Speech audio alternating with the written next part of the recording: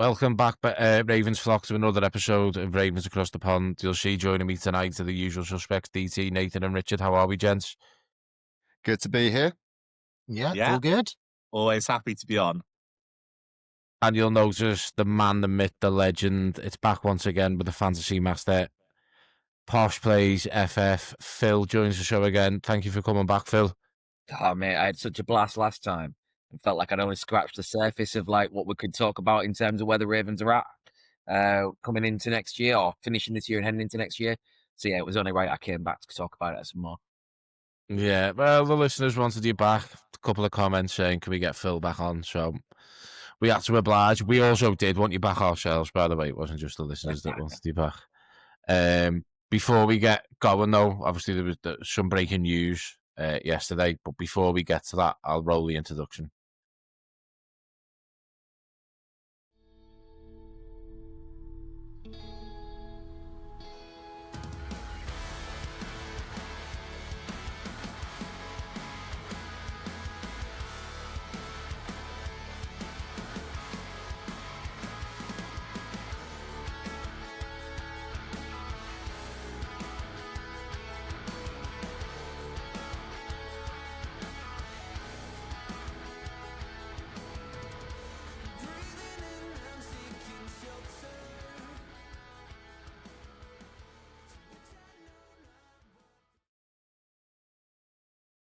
Right, so obviously yesterday breaking news was Mark Andrews signs a 3-year extension, $39 million, $26 million in fully guaranteed money.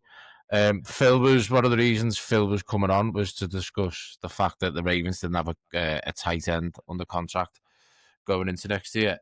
There's a couple of things to discuss about this deal. Obviously, what it means for the likes of Isaiah Likely, possibly Charlie Kohler going into next year. But I think first and foremost, just I will probably have a different opinion to a lot of people on this deal. Guys, what are your opinions on this deal, first and foremost?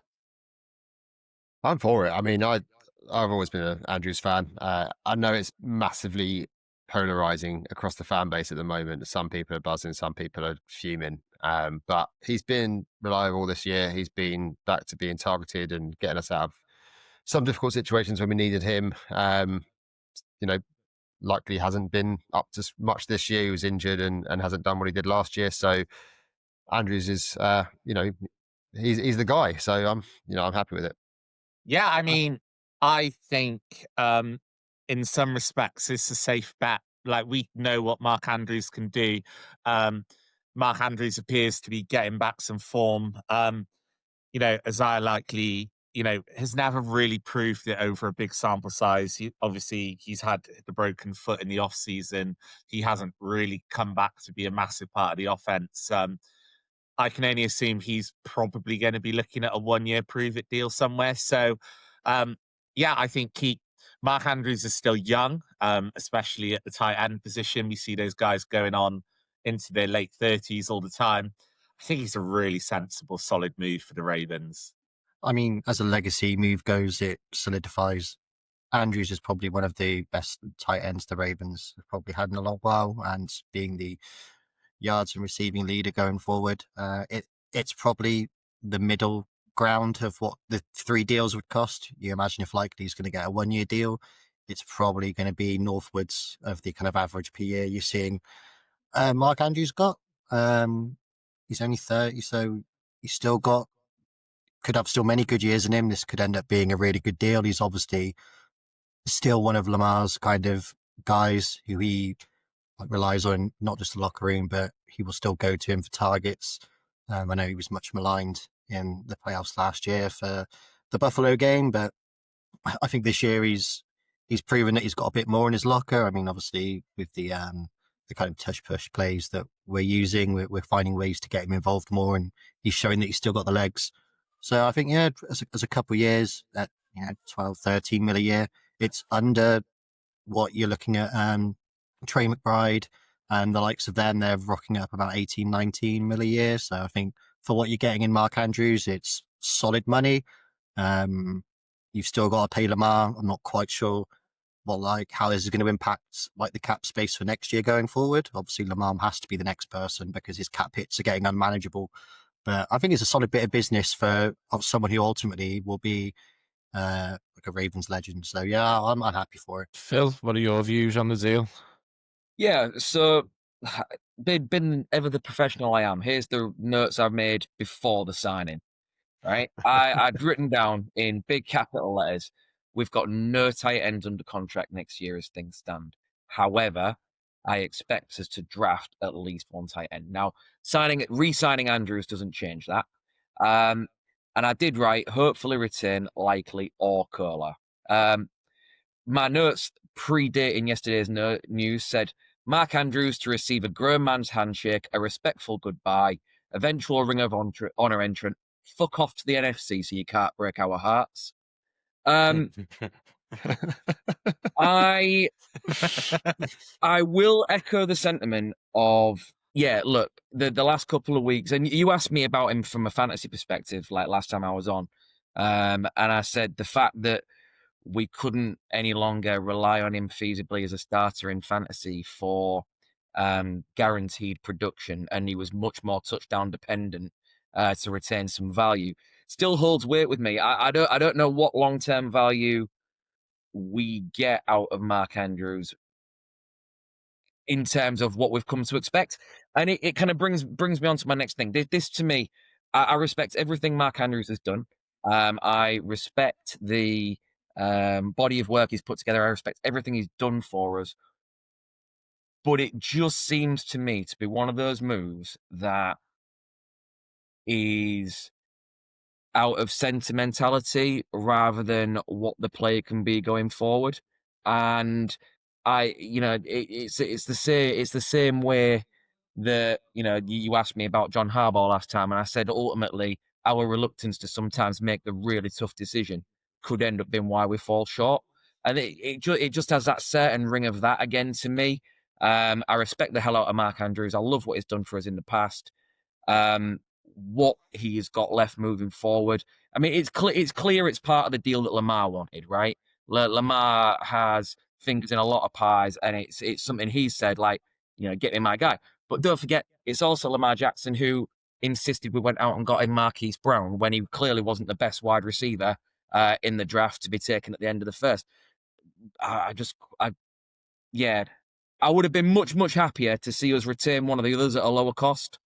I think, and then go out and redraft. But look, this is one of the all-time franchise greats, and he will always have that in his back pocket to anyone that challenges the sense of the deal. Yeah, for me on the deal, I echo kind of what you're saying there in regards to I would have rather extended one of the other two. I'm not taking anything away from Mark Andrews. He's one of only two active tight ends in the league that are so-called triple crown players for their organisations. The other one being obviously that knobhead who's engaged to Taylor Swift at the Chiefs. However, I just look at it and go, the age of, I know people say he's still young. He's 30. And we've seen a bit more of him recently, but it stinks of sentimentality, as you said, Phil. And I just think it would have been the right time to say thank you very much. I understand what people say about Isaiah Likely, and we haven't really seen much from him, and we've been constantly waiting for a breakthrough. But I think he would have been a better option to extend, just value-wise, going forward. I think, though, somebody's going to overpay for Likely now. Likely's gone. Sorry, Phil. I think this is the thing. We genuinely, when we make these judgments, we don't know what's gone on behind the scenes. For all we know, EDC's been trying to get Isaiah Likely to sign a deal for the last 2 months, and Isaiah Likely wants to bet on himself in free agency. I think when we talk about deals in isolation, and it's obviously understandable that we do that, but I'm not necessarily going to criticize the thought process without knowing everything else that's gone on. I mean, this is effectively a 2-year deal, isn't it, for Andrews? It's 2 years, and we'll see where you are for year 3. So he's only going to be 32. That's not he's not an old age pensioner. No, Like, but I also look at how well the Ravens have drafted tight ends and go extend likely more value in it for me. You know, age. I think he is going to be an extraordinary tight end where he does have that breakthrough. We constantly say, you know, it's coming, and it hasn't yet. But you look at the Ravens' offense all this season, it's been shocking. So I kind of feel like it's a bit unlucky for likely. I just feel like it's the wrong move at the wrong time for this organization. I Likely think should have very got. much this is probably the plan B or the plan C. I mean, if you asked the Ravens at the start of the season how they envisioned it going, they were probably thinking likely gets back on the field within 3 or 4 weeks, hits the ground running, offers that breakout, and gets the contract that he deserves rather than giving him a contract to what he could potentially play to. And I just don't think that if they have like done stuff behind the scenes and he just wanted too much for what we've currently seen of him, then that's just how the business works. And as Rich said, this is theoretically just a 2-year deal.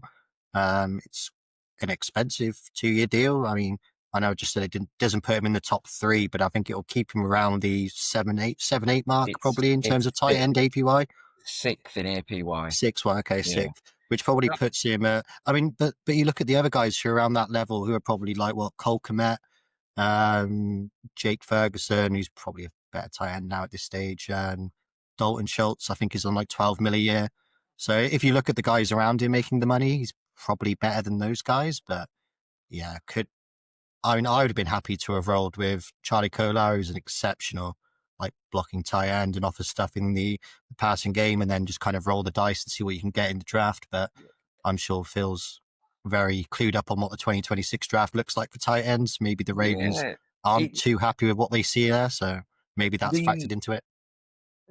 I mean, I still expect us to draft one, like without a shadow of a doubt, because we will not roll into anywhere with 2. I think likely if some of the kind of reading that's out there is anything close to correct, it would appear that he was approached in the offseason at the back end of training camp around the time of the foot injury and offered a deal which he declined. From what I understand, and even some of the things that the player himself has come out and kind of said on social media now, it looks like the writing's on the wall. I'll be sad to see him go because I very much believe that breakout is, you know, he has the potential to actually achieve it. But he's going to get better paid elsewhere, and fair play to him. Like that's kind of how we're used to working now. Like eventually, you know, there's good players that leave us every couple of years who go and get a better deal elsewhere. You know, I've also heard Tampa been mooted as a possible interest for him because their tight end play has been dire. Yet with the passing game behind Baker Mayfield, there's rumors that they'd be a team that were willing to pay likely what we weren't.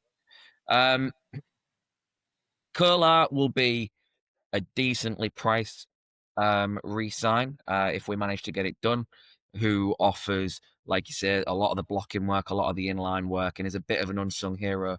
And at a fraction of the cost, if you can take him and then go out and get a guy on day 2, maybe even day 3 in the draft, I'd be delighted with that.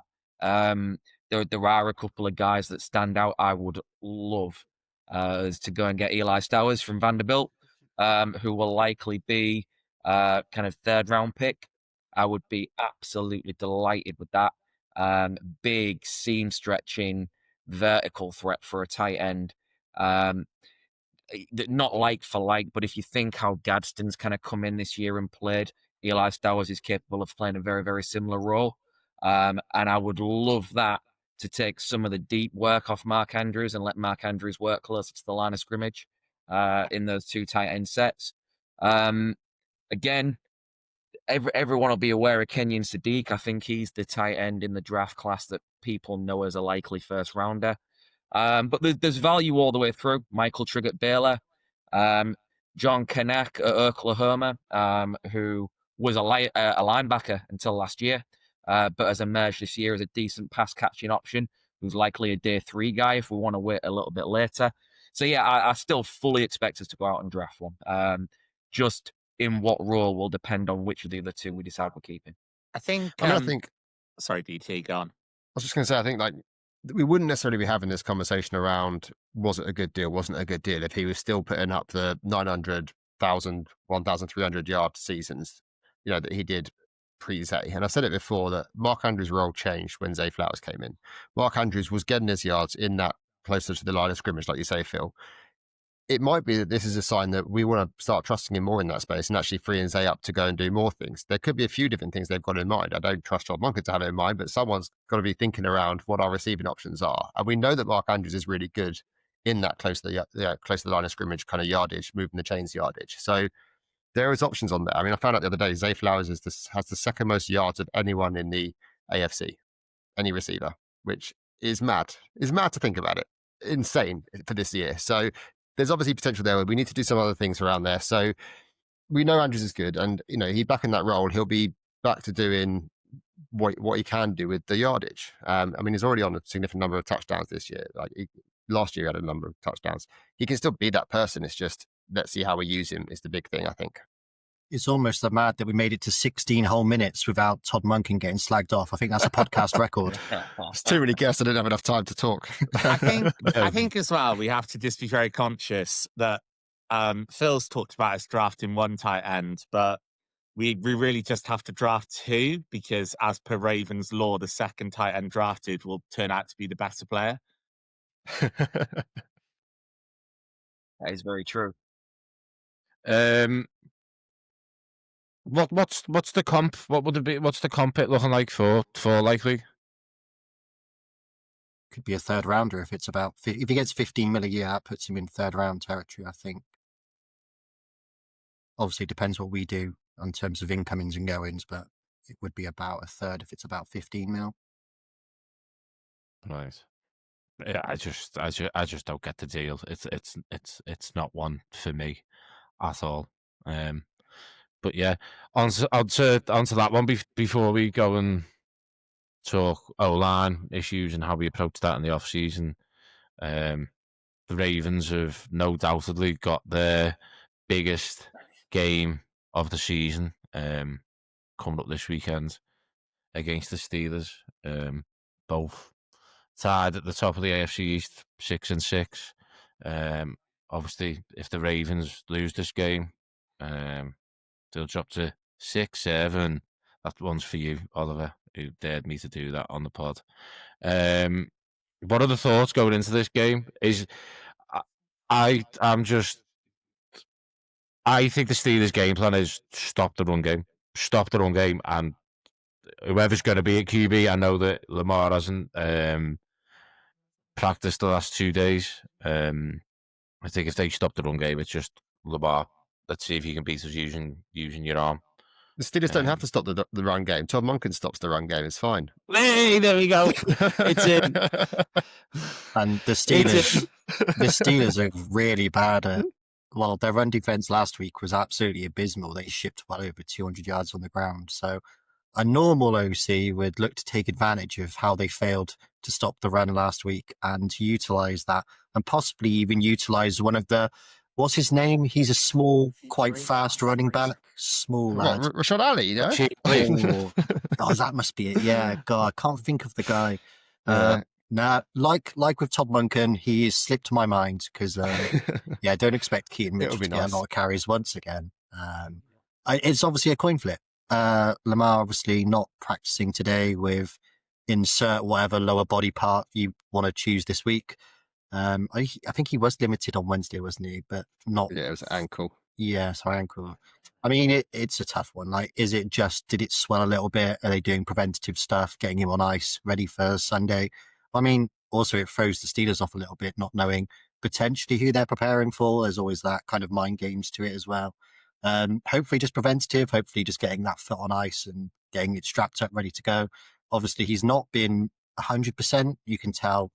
So even if he does go, it's not going to be the Lamar we like. And I think it comes down to as well, TJ Watt not practicing at the moment either, which he would have absolutely decimated the O-line. So that might be a blessing in disguise for us. But again, I probably expect him to be on the field come Sunday as well. And it's probably a loser goes home match because this win will probably a win for either team will give them probably the motivation they need to just kind of crack on with the rest of the season. So, yeah, whoever gets the win probably is in control of the division and, yeah, the 4th seed. Yeah, I mean, TJ Watt's that player we spoke about mindset last week. He's banged up with a bit of a toe injury. If he still has that toe injury, you know he's going to be on the field. He relishes games against the Ravens. He is unfortunately someone that has that mindset that we are lacking, that we spoke about last week. So, yeah, he's probably going to be looking forward to feeding. I'm not going to make any predictions around us managing to contain any particular pass rushing players like I did before. Miles But Garrett, we'll see. not forgotten. No, definitely not. Well, I'd love to give lots of detailed analysis about what might happen in the game, but I think we're all aware that it's God's plan. So we'll see what God's got planned for Sunday. Thanks, And, Rich Harbaugh. And, hopefully God's on our side. Well, God believes Sunday's a day of rest. That's what he always got in mind for Lamar then, by the sounds of it. Very good. It'd be interesting for me to see what we start to do on the O-line now. We obviously saw it in the last game with them starting to bring some rotation in. It's obviously a big statement piece, and actually it wasn't against our favourite festive fa la la la la la lay lay. It was on the other side that we started to rotate Jones in. So that's the biggest thing for me to see what's going to happen there is how we start to change that now as the season goes on. Yeah, I think Harbaugh's said, hasn't he, that at the moment, Emery Jones has taken nearly all of his reps at left guard. That's where he feels comfortable. It seems that Falele is absolutely safe as one of the better right guards in the league. I'm sure we all agree. Pro Bowler for Lele. Indeed. So you're the one that does the stats for Pat McAfee's show. Has anyone seen, Joe, we were talking about last week, play like a Raven, and the quote that comes out twice a year, you're not a Raven until you beat the Steelers. And we were talking about leadership, and like I went on a bit of a rant. It was like top down, it stinks. Has anybody seen Roquan Smith's quote this week? I'll read it out in full. It's not lengthy. If you told me week 14 at the beginning of the season you would be tied for first place and you control your own destiny, I'm signing myself for that every day of the week and twice on a Sunday. Forget everything that's happened, because the only thing that matters right now is the moment. This week versus Pittsburgh at the bank. That's what matters. I can't forget everything that's happened over the season, Roquan. I don't feel spoiled at all. It's such a nothing statement as well. You talk about trying to take accountability for how it's gone. It's like, oh no, forget everything that's just happened. All that matters is next week, and then you lose, and then you can just say the same thing again. At some point, someone's got to, pull their pants up and just actually, grab a hold of it. You can't just be, oh yeah, well, it is what it is. We're on to next week. It's such just that's a weird attitude to have for me. I kind of disagree, actually. I mean, I don't want the players out there stressing about what might have happened 3 weeks ago. They're professionals. They've had a few bumps in the road. Like, if you fall off the horse, you've got to get back on that horse straight away. Just, absolutely. Like, the mission is clear. Beat Pittsburgh, control your own destiny. I don't want, that's what I want the players thinking. That's what it sounds like they're thinking. Like, fantastic. Crack on. I mean, to be fair, that I kind of agree with Rich in that sense. It's the mindset that you're going to want to have come playoffs. We are going to get to playoffs thinking, fuck me, we got here in a bit of a bumpy road, but we're here now. We've got to press on and we've got to win every game. Like, that's kind of the mindset to think, right, let's forget about how the season's gone. Let's forget us getting here in a way that we didn't want to get here, and let's crack on. And I think, that mindset is right. It's just whether the players can actually instill it in themselves and believe in it is the important thing. Where's this game won and lost, Phil? Do you know, it's really interesting. If you heard that ridiculous introduction in music a couple of moments ago, it's because I opened ESPN's website to have a quick look at some of the Steelers' stats, and an advert decided it was going to pop up and play, so apologies about that.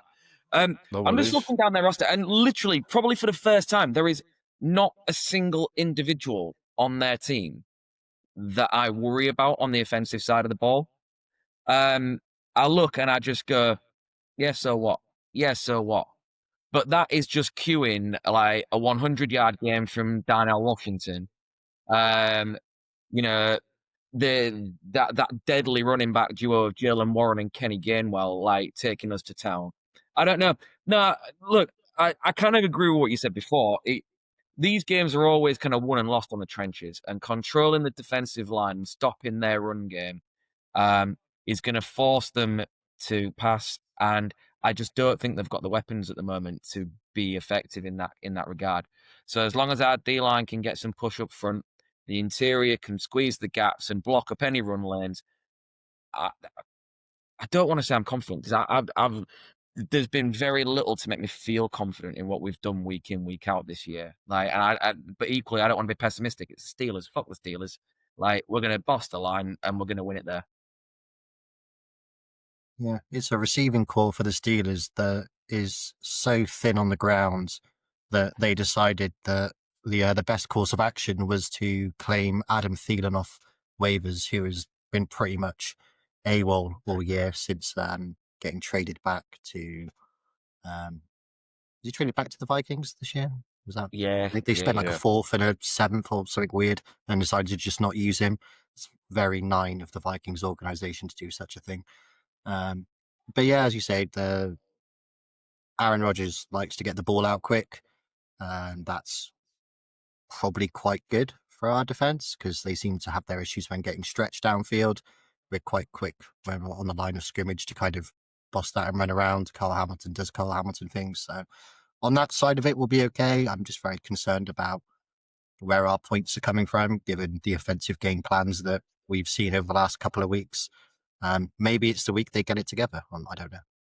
There was a brilliant tweet this week, and I don't know if anybody saw it. Kid that's a Steelers fan was tweeted out on December the 1st, so Monday. Mike Tomlin will say something like this, quote, "We can't eat soup with forks. We need spoons." Then the Steelers will go and sign a 2018 Pro Bowler to the practice squad. 24 hours later, they sign Adam Thielen. That tweet, I mean, I don't know who this guy is, but since then, this tweet has been viewed 6.5 million times, just for its insane accuracy about his kind of disbelief and lack of positivity in his own team. So yeah, fair play to him. It's good to know that they're miserable as well. Yeah. Well, I wish we had spoons. We've said this about the Steelers offense. Don't worry, Is this a game where DK Metcalf ends up with 3 receiving touchdowns and 175, 200 yards receiving? He could do. I thought he could be really good for them when he signed. It was an great signing for them. I thought he was going to go on and do a lot better than he has. We know Rodgers can throw the ball. He's not what he used to be, but I thought that might be a connection that could have taken off, and it hasn't yet. So hopefully it doesn't for this game. To be fair,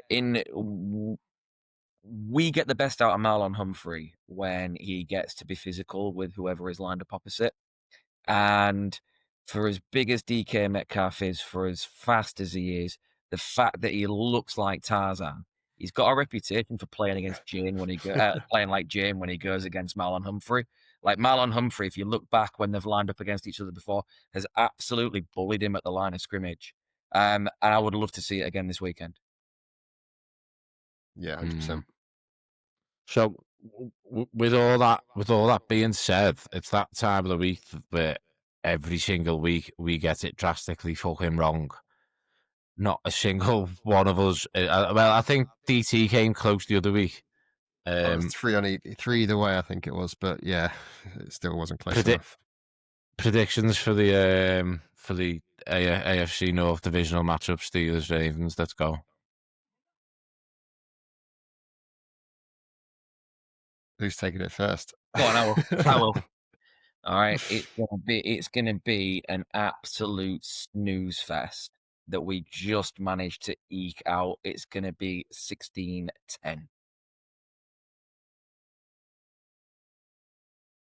I think the other way. I think it'll be the opposite of a snooze fest. I think it will just be a bit of a slugfest where defenses will struggle a bit. I think we'll embarrass ourselves somewhat, and I think there'll be some bigger scores, and I reckon it'll be a sort of a 37-29 to the Ravens. I'm going Anyone to else? go 19-12 to the Ravens. You love the Titanic launch, don't you? You did that last time. Did I say that last time? Yeah, and then you made the point of saying it was the year of the Titanic launch because Oh, you love wonderful. history. Oh, no. Oh, dear. Mm. That's embarrassing. It's a weird head or heart choice this week. And I think for optimism's sake, I'm going to go with the heart. And I think we'll get it done, but it's not going to be pretty. So I'm going to say 24-20 to the Ravens. I'm just going to go put some body armor on because I'm going to go with my head here. I just think it's the Ravens are a complete and utter shit show at the moment. I'm going to go the Steelers win it with a last kick of the game. I'm going to go 2017 Steelers. I just think it'll just round off a fucking awful season. Completely get it. I was close to going there, but for the sake of optimism, let's just have only one person predicting a loss this week. I respect it, but I could never do it. I thought that coming into this, no, I'd have to give a prediction. I thought, not going to be able to do it, but I respect it. Close to going there is my reply to when my doctor says to me, "Have you been near a salad bar yet?" I go, "I'm close to going there, but there's a McDonald's You're not over fucking the close road." to go to a salad bar. Don't kid yourself. McDonald's did used to do salads. The Maybe only- that's what he was thinking. The only green leaves you go to are the ones you get from Danzo. Fuck off. Right. So we've got our resident fantasy expert. I use the term expert loosely as much as I love the man. Hey, I'll have you know that Nathan. I've made playoffs in 11 of my 12 leagues this year. That's pretty damn good. Yeah, but more importantly, how are you getting on in our league, Nathan? That's a fake league. We started far too late. I think I'm winning in still. Nobody cares about your other groups. The fact that 11 or 12, and what's going on in the 12th group? I think you'll find you're thoroughly outgunned because tonight, actually, with 60% of the pod is Charm City Dynasty. Shout out the rest of the lads that may or may not be listening. So,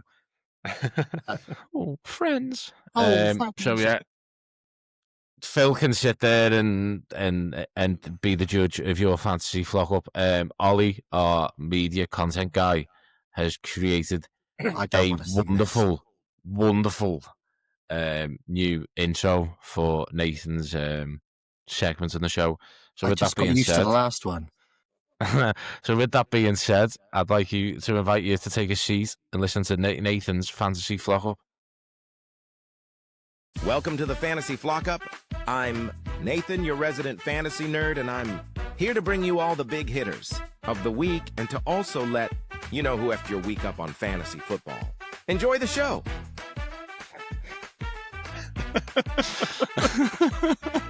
Oh, dear.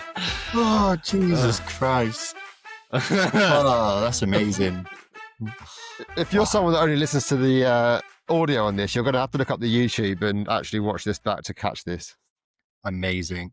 Right. So this week's theme is players that I want to have in my fantasy playoffs. And Scary Terry's back. Who would have thought it? 14 targets on just a 50% snap count. 7 catches on the day, 96 yards and a touchdown. Great platform to build off going into your fantasy playoffs if you're lucky enough to make them.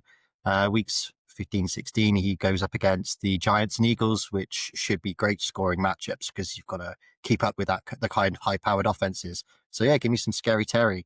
Next up, Jameson Williams, a man looking to take advantage with the Sun God sidelined.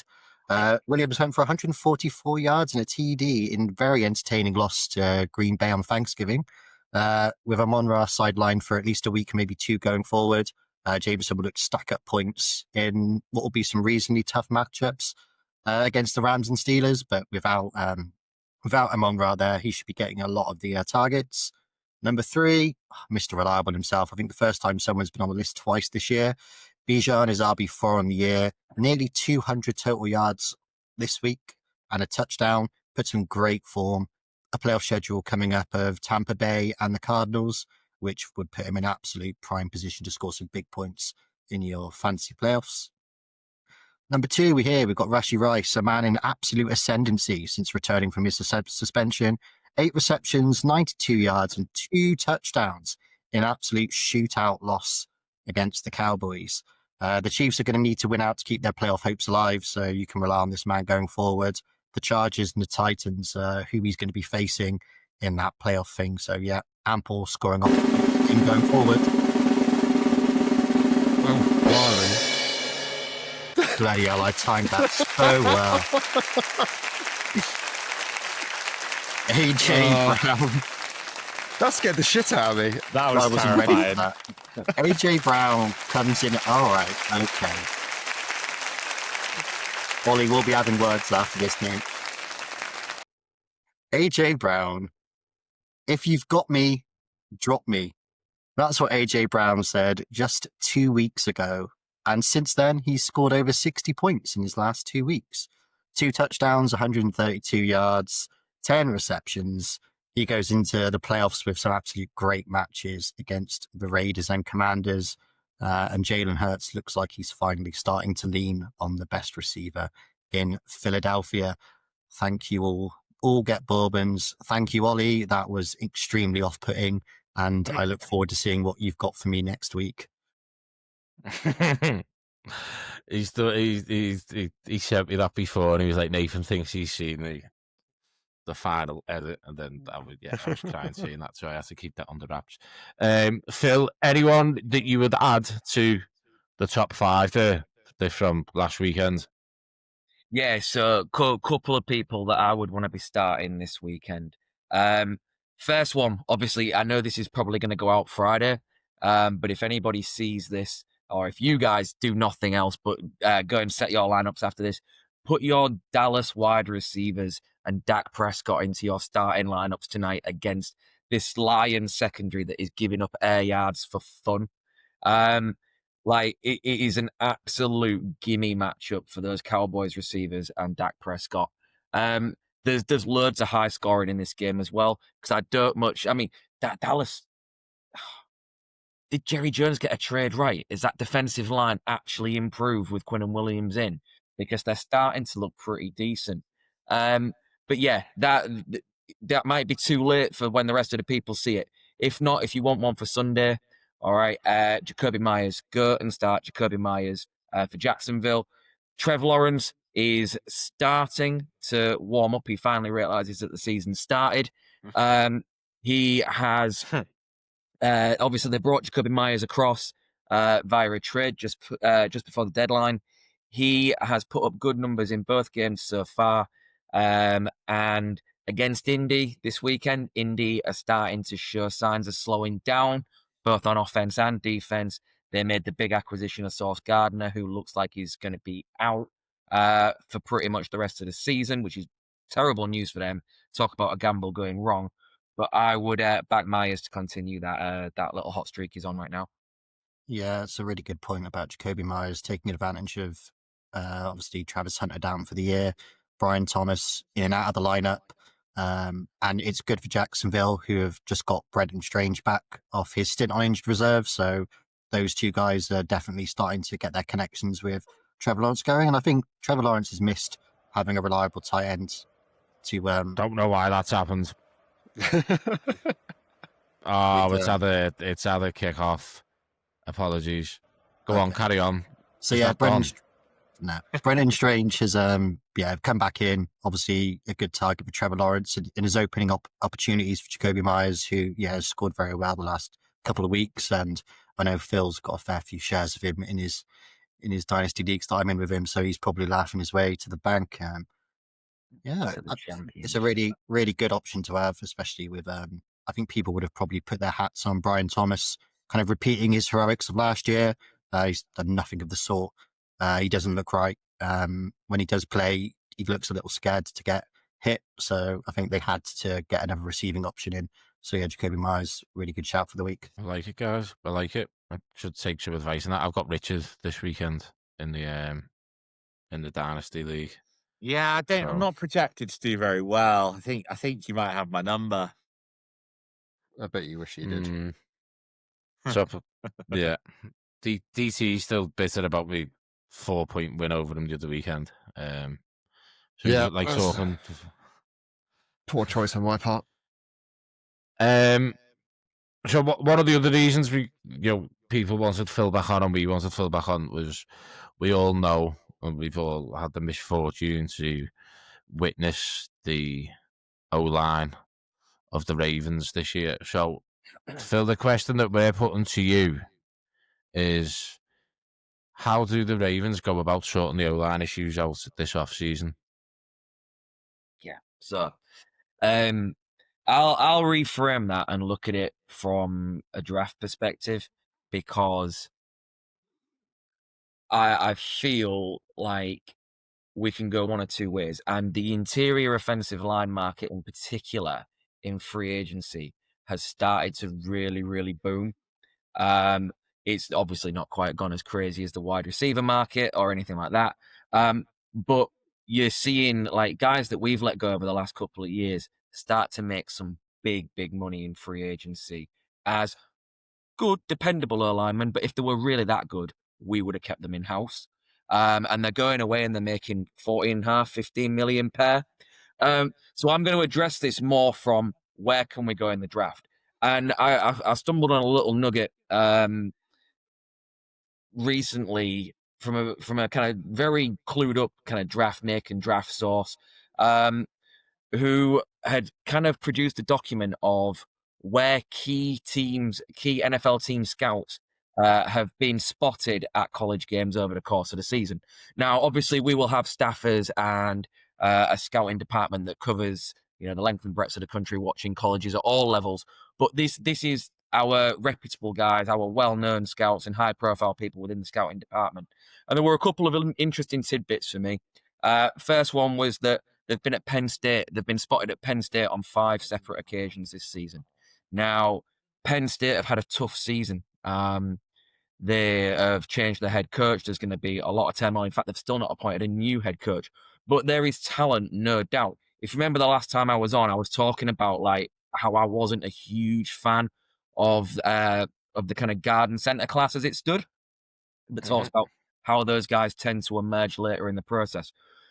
The top ranked guy in a lot of boards, who I have a second round grade on, but recently Dane Brugler from The Athletic has dropped his first 2026 mock, and he had this guy go to the Eagles at 22. So obviously there are people in circles that are higher on him than I am. Goes to Penn State, and he goes by a first name I'm not even going to try and pronounce, but you'll see him referred to as Ioane. Second name is spelled Ioane, pronounced Ioane. You spot him on tape straight away. Good mover for a kind of interior player. Projects as a guard. And yeah, I given what we need, given where we are likely to go in the draft, it doesn't surprise me at all that we've been to watch him. I would think out of first is early, but if he is starting to get that buzz at 22, would we really feel good about taking a guard at 22? Like, or wherever we may be, like if assuming that we're going to be in and around that kind of teens to 20s spot, like, would we really feel good about taking a guard there? I'm not sure I would, but at the moment, he's clearly the pick of the bunch. And just linking these things together, it wouldn't surprise me if he's one that we're watching there. Like, his ceiling depends massively on his technical refinement. He shoots his hands late and rises up out of his stance. And that's something that can be coached out of him. In a gap or inside zone scheme that values power over athleticism, it could develop into a decent quality starter. He's played both right and left guard at Penn State over the last 2 years, which is absolutely massive. Yeah, like what is appealing about him is, our kind of power run behind Derrick Henry with a mobile quarterback. He fits the bill in terms of where his skills are. He's got the anchor to handle bull rushes and enough mobility to pull if that's what we're going to ask him to do. Like I said, for me, second rounder, but I think it's interesting to see him start to get first round buzz. I don't quite know how I'd feel about taking him in the first. But yeah, at worst, he would end up being your 6th lineman and a decent swing option. For anyone that's not Googled him, this guy looks like an absolute unit. 6'4", 330 pounds. Aliva Vega, Ione. Sorry if I butchered your name. Well, I know you're a big fan of the pod. The first thing that Yeah, came up when I searched was he's an elite pass protector, which is nice to hear. You know, that'd be nice, wouldn't it? I think that's the thing. Obviously, I understand positional value, and people say, and there's lots of places we could go. And, interior offensive line isn't the most valuable position, but I think anyone can watch our guard play this year and argue that we don't need a massive upgrade. And you know what? If you get a guy in the first, you can plug him in for 4 years, hopefully be a good starter, keep Lamar slightly more upright. That could be a massive value for the Ravens. That's effectively what we need. Like, if Lamar has time, he will slice up defenses. If Lamar's healthy, because he hasn't been sacked 38 times, we're going to win a lot of football games. it's also a very Ravens thing to do to kind of zag on. Do we? Excuse me? Go on. Hello? Is your internet that bad this evening? Are you like 10 seconds behind? Who's trying to do the intro then? Yeah, he's just seen the rest of Fantasy Flock up. As I say, yeah, it's a very Ravens thing to zag on positional value. God, he must be delayed. So yeah, like when we take safeties like Starks last year, that's obviously like us prioritizing value in other positions where we get better perceived value. So if the Ravens do think this is the guy, I wouldn't be surprised to see us picking him in like the 20s or. Yeah, I think if we get earlier than 20s, if we free fall, maybe we go somewhere else. But yeah, if he goes to the second round, I think our second round pick's quite late, isn't it? I think we're like 19th in the second round or something like that. So do you see us doing a bit of a pick swap to try and move up in the second round to try and grab someone like that if he does slip? Yeah, I mean, possibly, or even trading back and hoping to grab him later in the first. It massively depends just on how other teams view him, and we'll only kind of really get to know that closer to the draft. Like I say, for the O-linemen, particularly the interior guys, the Senior Bowl and those kind of rep games matter so much in terms of their long-term projection. And obviously, the beautiful part of that whole process, the bit we never get to see, the behind the scenes, the interviews. The team will be way more clued up on where his actual projection lies. Like my kind of thing is purely based on the tape I've seen, and what I like and what I don't like. On a similar theme, like going back to that same kind of like little bit of intel I've seen, we've had senior scouts at Oregon on 4 times this year, and I am absolutely in love with one of the tackles at Oregon. And I would love to see us look at taking Isaiah World. Great name, great elite name. He could be an all-world tackle. He is high ceiling, developmental tackle who could easily become a Pro Bowler with good NFL line coaching. Excellent in pass protection. But he's a work in progress as a run defender. Makes him a perfect fit for kind of pass first systems, which kind of isn't us. Like I accept that. But in the short term, he would be an excellent swing tackle who can provide immediate value in passing situations. He is a former basketball player, which is brilliant in terms of the speed for the position. But again, the upside is so high. The upside is so high, and I am really intrigued by him. He's a 1-year player at Oregon. He transferred, and off the top of my head, I can't remember where he transferred from, but it was one of those kind of things in college where like you see this guy dominate like smaller school competition. It's like, right, okay, what's he going to be like when he steps up? He's handled it superbly. He's been really good. So yeah, Isaiah World, like keep an eye on that name as well. Interestingly, Oregon have also got a guy who plays center, another kind of Polynesian player, similar to the guy we took on the interior of the offensive line a couple of seasons back, whose name is escaping me. We call him Salah, right? Because his actual name's minging to try and pronounce. Yeah, they've got a guy, Ayapani Lalu, who again is a pure center, absolute brick wall of a man. But he has enough agility to probably take one of the guard spots as well. He's the type of guy, he's a day 3 prospect, a bit like Salah was. He could easily showcase his skill set in all 3 interior spots at the Senior Bowl or, at the Shrine Bowl, wherever he ends up. And if he impresses, he could be like kind of late day 3 steal. Sounds good. Be interesting to see. It's going to be a big one. Given the day 3, we've got a million picks. So. Where do we see Tyler Linderbaum ending up? Because he's not going to get extended. As it came out on the week that I think it might have been yesterday or the day before that there'd been early discussions and both parties are just miles apart in valuation. I'm not worried. I'm really not worried. Like a lot of these contracts, the early stages of them, they do end up miles apart. The bottom line is if he goes anywhere else, he's likely to reset the centre market. And we have to be prepared for that. And that is the reality of the situation. He goes anywhere else, he's going to reset the centre market. He might as well reset it with us. It's just a matter of how much other teams are willing to pay, and there will be that dance, there will be that standoff whilst Derek DaCosta lets him go and see what other teams are willing to offer. And once the agent knows exactly what type of fee's been offered by others, EDC will know where his number lies. It'd be stupid to reset the market at a value this early in the negotiations without knowing what other teams are willing to offer. If you go, let's hypothetically say, and I've not even looked at what the centre market is and what the top centre in the league gets paid, but let's say it's probably Creed Humphrey, right? Creed Humphrey at the Chiefs. Let's say he's getting 22.5 million, right? It makes no sense right now for us to go in and say, right, we'll pay you 25.5, 3.5 over the market rate and resetting it by 3.5 million.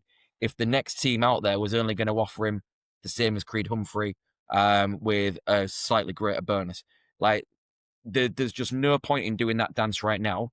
But Linderbaum will want to see what he can squeeze out of everywhere else and what he can ultimately squeeze out of EDC before anyone makes anything. I think Linderbaum really has to be a priority for us in the offseason. I mean, think how messy that interior O-line is going to be if Linderbaum goes. As much as we hate him, Farlele is probably going to go. So that's 2 spots you've got to replace.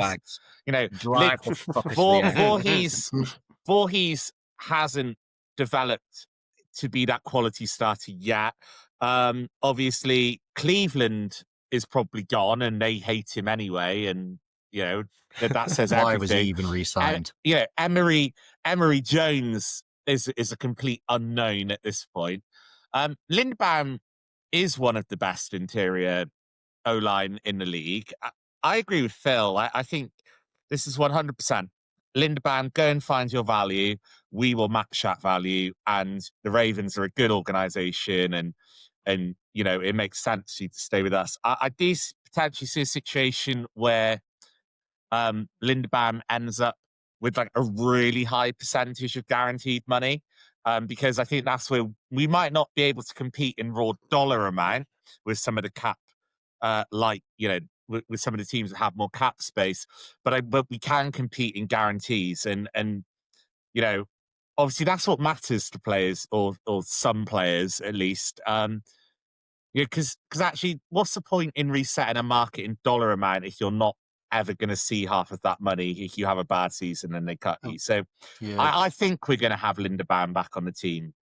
It's just, I'm just worried what it means for some of the other players that we potentially want to sign, like, Travis Jones, Rouzier maybe had a great game last week at cornerback with kind of Marlon's on the, coming to the older years of his career, but cornerback's a big position for us.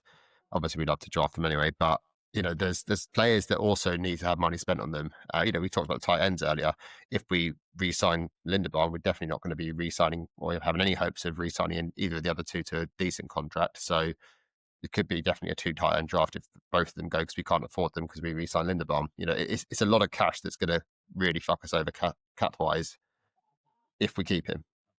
Yeah, Creed Humphrey, just so you know, makes 18 mil a year on average, and he is the top earning centre. So what even would resetting that market play out like? I think 20 mil a year would sound very reasonable for a player. You're going to get a lot of production out for many years to come. So yeah, I think it's a bit of a dance, but if that's what it takes, then it's a good bit of business. Yeah, that's certainly where I'm at on that one. And then, like I say, there are still bright spots. Roger Rosengarten is going to be fine. Maybe the second year hasn't quite shown a significant step up from what he looked like as a rookie, but we were also blown away by just how polished he was as a rookie. I'm Ronnie Stanley, for all his faults, we know exactly what we're going to get. And he is a leader on that line in a position where you need those leaders. It really is just sorting out the depth on that interior. And if there's the opportunity to give one guy a little bit of cash in the free agency market, then maybe that's a way to look. But I would prefer to see us keep that cost control and invest our big money in other positions and invest in the draft to do it. Would you be comfortable Definitely. going into that draft process, though, kind of basically needing to rebuild the entire interior offensive line? Well, a lot of that then swings on what you've done with Tyler Linderbaum, doesn't it? Yeah. And where you are in those negotiations at that stage. But assuming it's just the dance and you've got him set, you're looking at 1 to 2 guard spots. And no, it's not ideal. But are you happy with anything we've got at the moment? No. Yeah, we're over the moon. Have you not been listening recently? Yeah. We've only got nice things to say about the entire offensive line and Todd Monken in general. So I just think as well, like, it was really interesting, DT. I completely understand the sentiment. I think we said last time I bloody love Travis Jones, but I've kind of resorted to the fact that he's gone. I don't want him to be, and I'm not for a moment saying I'm advocating for it, but I've kind of come to terms with the fact he's probably out because of the depth in the defensive tackle class and the interior D-line class. I think he will be easier to replace draft-wise than perhaps replacing Tyler Linderbaum. So I think that's where the money goes, and we look at re-rolling the money on the other line in terms of the draft, because the defensive line is a deep class this year. I think as well, like, obviously Justin Madubuike's injury status is still uncertain, but it's really hard to pay 2 players in the same position group, top of the market money, isn't it? We put our cash into Justin Madubuike. He has to earn that cash, and yeah, like, we're going to get some good production out of a rookie, hopefully, or a cheaper guy. It'd be great to have the 2 highest paid defensive tackles in the league, but then your team in other areas starts to suffer. No, without a doubt. And like I say, there's just such is the depth in all the way through the draft in this defensive tackle class that I just feel like if the team are confident in what they've seen from Peebs and Ananias Peebles and how he's kind of coming along in terms of his development with his interior rush skills and the kind of speed rush on the interior there, if we can get big stout nose tackle type or a kind of one tech guy to play the kind of middle of that defensive line, we will be well on the way, I think. And fair play to Travis Jones, he will get paid very, very well somewhere else. I look forward to looking back on this conversation about week 5 next season when, yet again, we've had a terrible start to our defense and everyone's calling for Zach Orr to be sacked. And then we have to remind them that we lost Travis Jones, we possibly lost Madubuike, lost Nwuzi from the depth at the secondary. Hey, don't spoil next season's week 5 review, right? Spoiler alert, yeah. Let's just clip this in and put it up there next season. I'll ask you then, lads. All right. Well, where are you at with the edge room as it stands? Because this is a big bugbear of mine personally. I just want to know where you guys feel with it. It's not doing what we need it to do, that's for sure. Like, we need to see more from that. It's nowhere near where it needs to be at all. And any kind of pass rush. I like Mike Green. I think he's going to come strong. I think that's looking good. I like what we're doing and the different looks that we're doing with secondaries rushing as well. So I think that kind of masks it slightly. But I would love us to have a proper dog on that edge. Yeah, that's the thing. We're not getting a lot of conventional pressure, which is why we're having to do weird stuff with like Hamilton playing like off out of the box and on the line, and it works. How often you can keep doing it before teams find a way to completely nullify it. When you have to like do systems like this to generate pressure, it always gets found out. So I think, yeah, on the edges, we still need to get some probably a bit more help. I think it just starts, Mike Green will develop. But I think, we probably need one or two pieces. Obviously, the trade we made in the off season has kind of helped. He's got a couple of sacks here and there, but I just think it's a stopgap for the year, and we probably need to address it again in the off season. Yeah. I mean, I agree entirely because obviously, in terms of the room as it is, this going into the off season, Kevin Van Noy will be out of contract. Ajabo will be gone. I feel sorry for him. The college tape was so good pre-injury, and the process in drafting him was good. It's just never clicked like we all wanted it to. Like, that's the reality of the situation. But again, this draft is really, really good. And again, maybe we're looking at more than one guy at Penn State because there's a chap there called Denai Dennis Sutton, who is an absolute athletic stud, like Penn State edge rushers tend to be. Unfortunately, the lazy comp he's going to get is Adafe Owe, because there is a hell of a lot of athletic kind of ball of clay to work with without much production. And I'm not sure I can put myself through that roller coaster all over again. But I mean, it is such a good class. Interestingly, we've had scouts spotted at Oklahoma on 3 separate occasions, and Oklahoma have got one of my favorite edge rushers in the class, who I would be absolutely delighted if we took in the first round. A chap called Mason Thomas. He is a pure pass rush specialist, explosive first step and natural bend, but his frame will be the reason he drops. He's not a big guy for an edge rusher. He's only 240 pounds, and relatively short arms. He's going to be a guy that isn't high on everybody's board because of his size, but he's like a heat-seeking missile when he goes, and I would be. There's a couple of guys, when you talk about kind of designated pass rush, he's not going to be someone that sets the edge. That's not going to be the role. You need Tavius Robinson fit and healthy to help with that. And him coming back into practice this week is massive. On a slight different note, back to the game plan for the Steelers week. But Mason Thomas could be another guy on DPR, third downs, who could just be, the type of calculated risk that good teams find a way to make work. And just keep an eye on that name. Very interesting to see. There's so many questions that need so many answers. Phil, will you come on for before the draft, after the draft? I know you'll be busy around then. Whenever you want me, fellas. Whenever you want me. It's an absolute blast. That's Excellent. what we like to having hear. you on. Before we wrap up, obviously listeners will know that we've been with the Soccer World Cup coming up next year in America. We've been doing a ex-football, where we each pick our team based on NFL players and positions. I've had a go. Nathan's had a go. Today it's DT's turn to have a go. Obviously, the World Cup draw is tomorrow as well. Interesting. So, DT, do you want to talk us through your team and reasons why? Absolutely.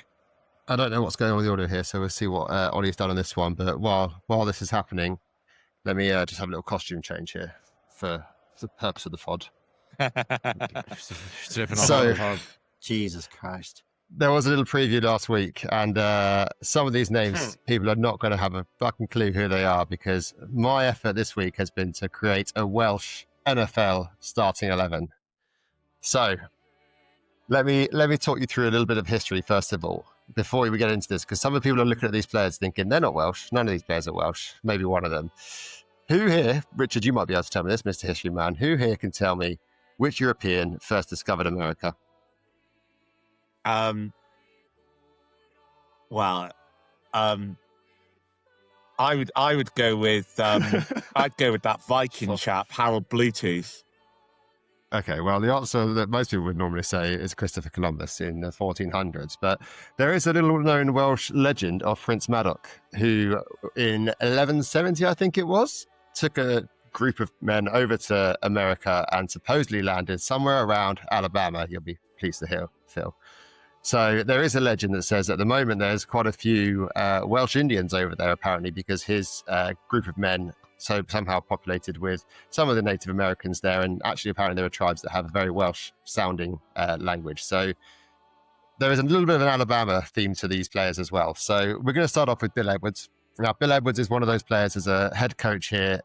Most people probably won't be aware of him. He coached the Lions, I think, back in the 1940s.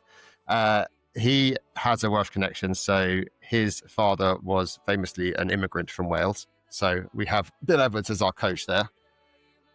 Alan Watson, he is a Welshman. He was born in Newport. He is a kicker, well, was a kicker for Dallas Cowboys. So he is my goalkeeper for that massive distribution. He did actually, unfortunately, play for Pittsburgh Steelers as well in the 1970s. But, there wasn't that many Welsh people to choose from. We're going for 3 centre-backs here. So we have one Welsh centre-back in Mark Gastineau, defensive end, New York Jets. So he has famously said he has a lot of genealogy that leads back to the UK. One of the countries he mentions specifically in interviews is Wales. So he's in there. He was massive pass rusher, star pass rusher for the New York Jets, 1979 to 1988. You can tell I had to look up these stats. I don't, unfortunately, know the Welsh players off by heart. But absolute star pass rusher, exactly what you want in your defence in football. Otherwise, actual Welsh players, we have, obviously, it was mentioned last week, it was hinted that this might be one of my choices, but Lewis Rees-Zammit, the famous rugby player turned NFL player turned returned to the UK with his tail between his legs, having done fuck all for the Chiefs or the Jags, and is now back playing for Wales. So that's Lewis Rees-Zammit. He is on my left wing-back position. On the right wing-back position, we have a guy called Paul Thorburn, who is actually a rugby player, but he famously was a guest kicker for the LA Rams during the American Bowl in one game. So he is technically turned up in an NFL jersey. So he is in my squad too. Now, the rest of the players are players that happen to have some connection, that were basically all of them were basically born in and around the place in Alabama where Mobile Bay, where Madoc himself famously landed. So we have on the left centre back, Terence Cody, obviously a defensive tackle, very much born and raised in Mobile where Madoc landed, drafted by the Ravens ourselves. So one of the Ravens players on this list. I had to try and get a Ravens Welsh connection in here. You will notice one other one at the top there. That was slightly done for Phil's benefit. But we have obviously on the right centre back, we have Richard Rich Jackson, defensive end, not Richard Jones, unfortunately, but Richard Rich Jackson. He was also obviously from around that kind of area in Alabama, but he was a massive player. I've lost where I'm going now because I'm jumping around the different Welsh players. In the middle, in our defensive midfield, we have Robert Dr. Doom Brazil. Again, another player out of Mobile, Alabama. No doubt all of these descend from our main man, Prince Madoc, the Welsh legend. Dr. Doom himself obviously was a huge history in the linebacker position. So as a defensive midfielder, I think he's going to absolutely dominate that pitch. Moving into midfield, we have Mark Barron, also from Mobile, Alabama.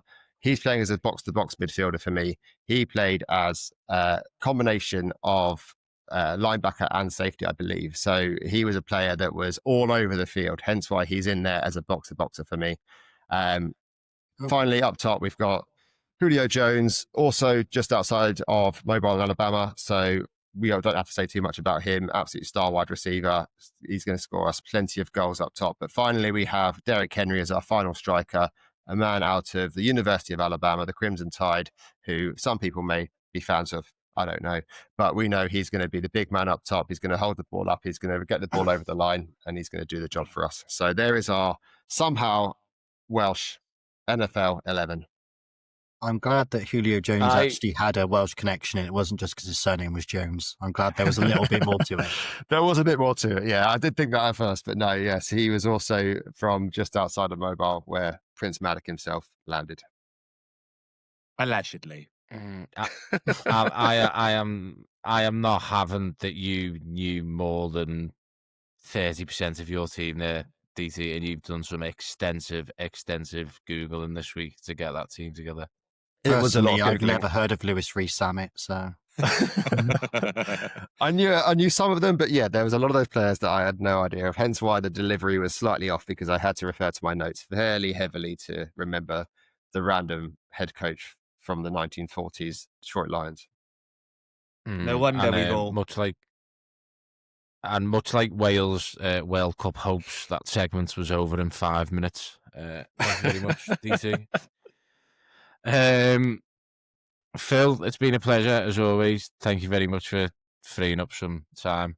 No problem at all. We are obviously, Richard being another teacher, he is kind of slacked off the last couple of weeks because I'll say in quotation marks, marking hasn't been able to make it. So we know a hard-working teacher when we see one, Phil, so we appreciate it, mate. No problem. DT, Richard, Nathan, thank you very much. pleasure as always. A Bye, pleasure as everyone. always, Steelers. especially when it features the Welsh Steelers on national Sunday. We'll be back on Sunday for an immediate reaction pod to hopefully a Ravens win, but as I said, with my prediction, I went with my head. So that's it from us for this week. I've been Thomas, they've been DT, Nathan, Richard, and our special guest Phil. We'll see you on the next one, guys. Thank you very much. Bye, everyone. Pleasure. Till next See you time. soon, guys.